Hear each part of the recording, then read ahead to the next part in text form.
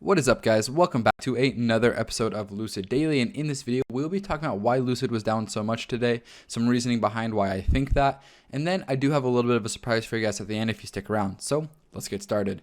So the very first thing that we want to talk about today is Lucid was down almost another 8% today. They have been absolutely hammered since their earnings call, but there was a couple of pieces of news that weren't talked about very much today, and I did want to address those. So Lucid is now trading for $22.63 a share. Tesla was down not quite as much. They were down 4.61%, which is kind of strange with all the rumors that Giga Berlin will be opening on Friday. So that's another interesting one. Rivian was down 5% on just the fact that they completely rug pulled a lot of their customers or reservation holders.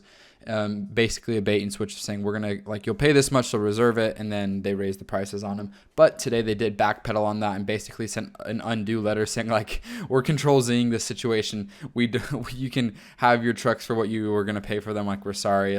If you canceled your reservation, you can have it back and you can pay what you were going to pay for it. So good on Rivian. I think, in my opinion, that's the best thing that they could have done in a situation like this, is basically just trying to undo the mess that they created. So there was this headline by Reuters. This is the Saudi Crown Prince says the kingdom could reduce United States investments. Saudi Arabia has the option of decreasing its investments in the United States. State-run news agency SPA cited Crown Prince Mohammed bin Salman saying on Thursday, "In the same way we have the possibility of boosting our interests, we have the possibility of reducing them," he said, speaking about Saudi Arabian U.S. investments that SPA said amount to $800 billion. So Saudi Arabia is a 63% stakeholder in Lucid as of right now, and I do think this is one of the reasons that Lucid was down today. I don't think Saudi Arabia is going to sell out their investment anytime soon. I think they're going to hold on, especially because they are building a factory in Saudi Arabia. But I do think that this caused just a little bit of worries among investors. Anybody that was on the edge already from the earnings call and then hearing this, it might have pushed them over the edge. This could have nothing to do with it, but I did think that it was an interesting correlation. So just keep that in mind. I just take it for what it is. I wouldn't read too much into it. I don't think they're going to sell. Lucid also did release a video, basically pretty much the same shots that Bear's Workshop gets. This front shot was a little unique, but the rest are just pictures of the factory that we normally see every Monday, Wednesday, and Friday from Bear's Workshop. He will be flying over tomorrow, so in tomorrow's video we'll go over what we saw in that.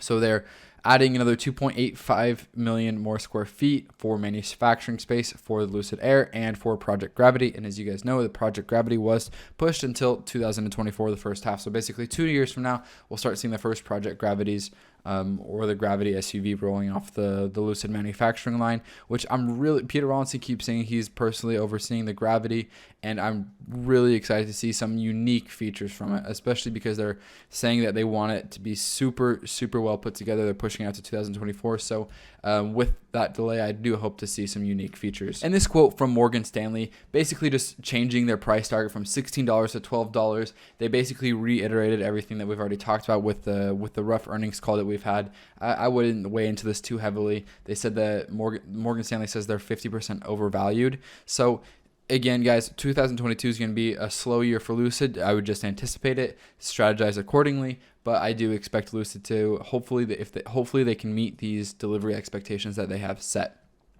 Next, we do have a little bit of good news, but this is kind of news we heard during the earnings call just 2 hours ago. Sawyer Merritt tweeted out that the Lucid Air Grand Touring is officially in production, even though Peter Rawlinson on the earnings call said that they have already delivered Grand Tourings. Unless I'm mistaken, please correct me in the comments, but I think this was already announced during the earnings call, so it's not too new of news. But if you haven't heard it, well, you hear it here first. Consider subscribing if you want daily Lucid news. Last but not least, I do have a little bit of a surprise for you guys. For those of you who didn't know, I was able to go drive a Lucid Air Dream Edition a couple of weeks ago, number 248, if I can remember correctly. I talked about it in my video. I will go ahead and put this video right here, wherever I'm pointing. I'll put that video right there. I encourage you guys to go watch it. It's my personal experience driving delivery number 248. I was one of the very first YouTubers that wasn't like Motor Trend or a big name like that to make one of these videos. So I hold that accolade close to my heart. I hope you guys enjoy it. Consider watching it, and if you haven't yet, consider subscribing for daily Lucid news that is in the middle of the street. Lucid news trying to tell you how it is. I hope you guys enjoy it, and like always, see you next time. Happy investing.